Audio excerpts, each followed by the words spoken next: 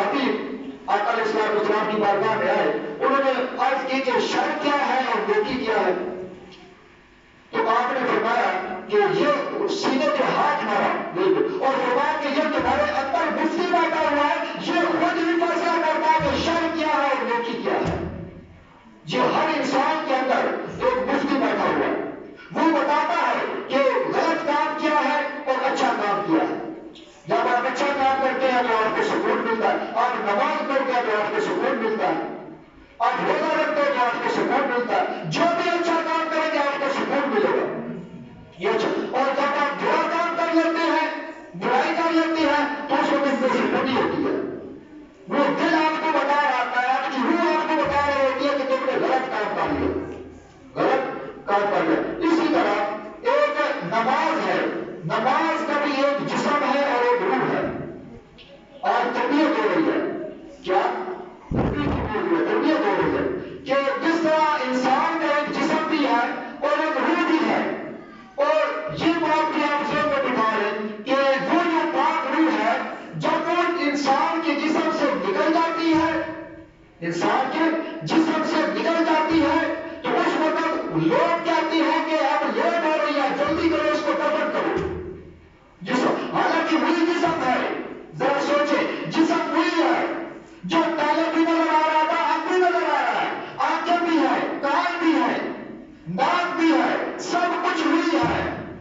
بس ایک ایسی چیز تھی جو جسم سے نکلی، ایسی چیز تھی جو نظر ہی نہیں آتی تھی۔ جو نظر آتی تھی نہیں آتی تھی، ایک روح تھی جسم کے اندر، روح تھی جو نظر ہی نہیں آتی تھی، باقی سارا وجود، باقی سارا جسم سامنے پڑا ہے، ہر چیز سلامت ہے، اور جو نظر نہیں آتی تھی وہی نکل گئی، وہی نکل گئی۔ تو اس نے سارے رشتے ختم کر دیے۔ پہلے اس کا نام تھا احمد اور وہ میت بن گئی، پہلے اس کا بھائی بھی تھا اور اس کے رشتے دار بھی تھے، سارے ختم ہو گئے، اب وہ میت ہے، اب وہ میت ہے۔ پہلے جب اس کے اندر روح تھی تو وہ چلتا بھی تھا، پھرتا بھی تھا، کھاتا بھی تھا، پیتا بھی تھا۔ اب کیا ہوا، روح نکلی تو اب گھر والے بھی کہہ رہے ہیں کہ جلدی کرو، لیٹ ہو رہی ہے، قبرستان لے جاؤ، جا کے دفنا دو۔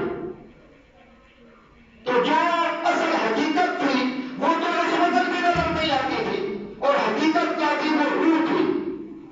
تو جس طرح انسان کے اندر سے روح نکل جاتی ہے اور آپ قبرستان میں اس کو دفنا دیتے ہیں، تو اسی طرح ایک جسم، نماز کا بھی ایک جسم ہے اور نماز کی بھی ایک روح ہے۔ اور وہ نماز کا جسم کیا ہے؟ نماز کا جسم یہ ہے کہ آپ مسجد میں آئے، آپ نے سارے حرکات پوری کی، رکوع کیا، سجدہ کیا، تسبیحات پڑھی، یہ ساری نماز کا جسم ہے۔ یہ ساری چیزیں کیا ہے؟ نماز کا جسم ہے۔ اب ایک اگلی بات، ایک نماز کی روح بھی ہے، نماز کی روح بھی ہے۔ آج کہیں گے کہ وہ روح کیا ہے؟ جس کو ہم نے کہا کہ خشوع و خضوع، کہ نماز پڑھو تو اس میں خشوع و خضوع ہو، یہ لفظ آپ نے استعمال کیا، آپ نے سنا کہ نماز کے اندر خشوع و خضوع ہو۔ اب قرآن پاک کہتا ہے کہ واقعی الصلاۃ ان الصلاۃ تنہی عن الفحشاء والمنکر، جو حکم دیا ہے کہ نماز قائم کرو، نماز قائم کرو، یہ کہا کہ واقعی الصلاۃ، یہ واقعی الصلاۃ، نماز قائم کرو۔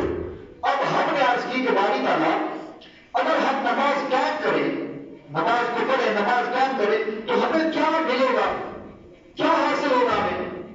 تو اس پر اللہ پاک نے روح بیان کی، یہ جسم، یہ نماز کا جسم تھا کہ نماز قائم کرو، نماز قائم کرو۔ آگے اس کی روح بیان کی، روح کیا تھی؟ فرمایا کہ نماز قائم کرو، ان الصلاۃ تنہی عن الفحشاء والمنکر، بے شک یہ جو نماز ہے یہ تمہیں بے حیائی اور برے کاموں سے، برے افعال سے اور برے اخلاق سے تمہیں روکتی ہے۔